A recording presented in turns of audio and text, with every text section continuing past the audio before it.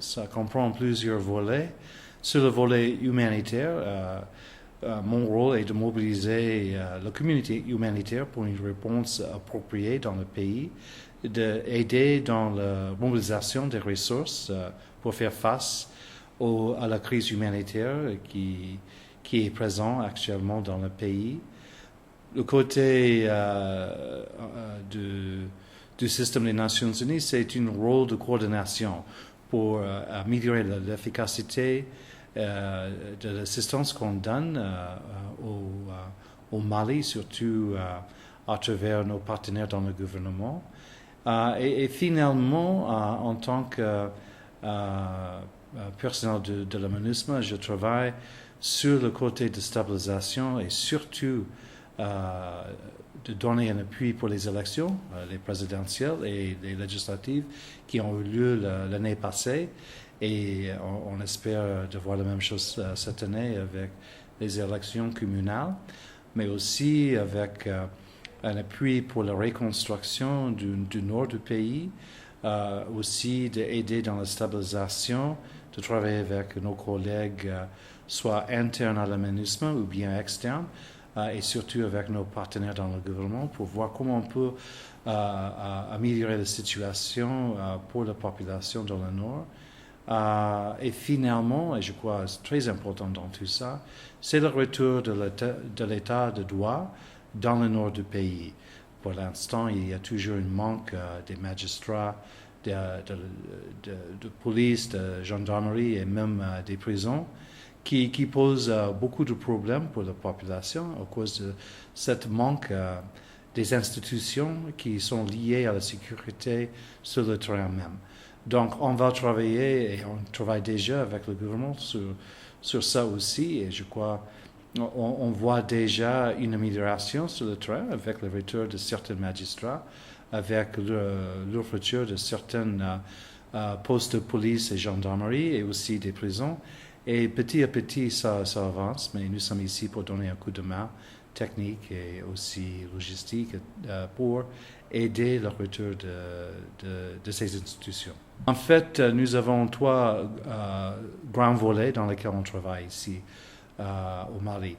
Au premier plan, c'est l'insécurité alimentaire qui touche actuellement 1 500 000 personnes qui sont en besoin d'une assistance immédiate. Deuxièmement, c'est le problème de la malnutrition qui touche à peu près 500 000 enfants et parmi ces 500 000, 130 000 ou bien plus on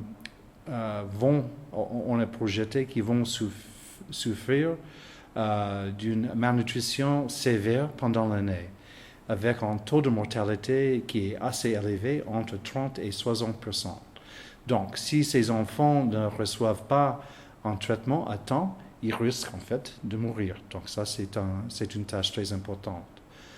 Et finalement, c'est l'appui pour le retour des déplacés et des réfugiés.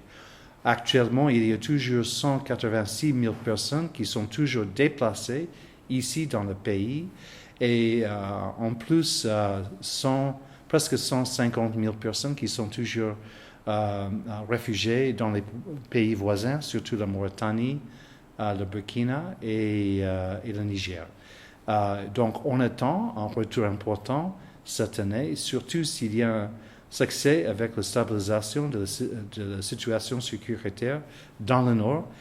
Ça, je crois, va promouvoir un retour important de ces personnes et on doit être prêt pour donner un appui nécessaire pour ces personnes dès leur retour. Sur le côté humanitaire, on a déjà commencé à mobiliser les ressources nécessaires pour faire face à la crise actuellement dans le pays. On prévoit plus de 500 millions de dollars pour répondre à ces trois crises. On a déjà mobilisé entre 11 et 12%, qui veut dire que ça traîne un peu. Donc, on veut voir comment on peut augmenter cette réponse par les bailleurs concernés. Mais même avec ces ressources, on a déjà donné une assistance alimentaire à 800 000 personnes. On donne pour l'instant une ration de 2 tiers à cause de ce manque de financement, mais au moins on a déjà donné cette contribution, cette assistance à ces populations et c'est vraiment orienté vers le nord où le déficit céréal était plus important. Mais ça touche toutes les 8 régions de le pays, donc on est un peu partout. Sur le côté de la malnutrition, on a déjà un programme pour traiter la malnutrition, soit modérée ou bien sévère. Ça, c'est déjà en cours, mais on a un risque d'une rupture du supply de tout ça à cause de ce manque de financement. Donc, si on ne reçoit pas ça à temps, on risque d'avoir une rupture qui va dire qu'il y aura un manque de traitement pour ces enfants. Donc, comme j'ai dit, ça pose un certain problème pour nous. Mais on travaille avec les bailleurs concernés. J'espère d'ici les semaines à venir, on va mobiliser les ressources nécessaires. Pour le troisième volet, pour les réfugiés et les déplacés, déjà, HCR est là avec OIM pour travailler avec les déplacés et les réfugiés. Ils ont déjà ouvert des bureaux dans le nord.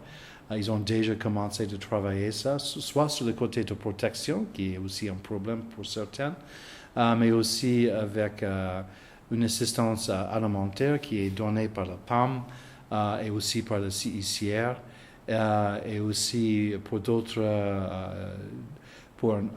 appuis qui peut-être est nécessaire. Et ensemble, nous sommes en train de travailler pour voir comment on peut augmenter l'accès à l'éducation et à la santé, soit pour la population qui est restée pendant cette crise, et aussi pour ceux qui sont de retour. On veut traiter tout le monde dans la même manière. On fait des assessments liés à la vulnérabilité de chacun, pas par le statut de chacun. Donc, s'il y a une vulnérabilité qui est plus importante pour quelqu'un qui est resté tout au long de la crise, on va donner un appui à cette personne. Et en fait, ce qu'on a trouvé est que les personnes qui sont restées pendant cette période sont plus vulnérables que ceux qui ont quitté soit le pays ou qui sont descendus vers le sud. À l'extérieur du pays ou bien ici à Bamako, ils ont reçu beaucoup de ressources pendant cette période.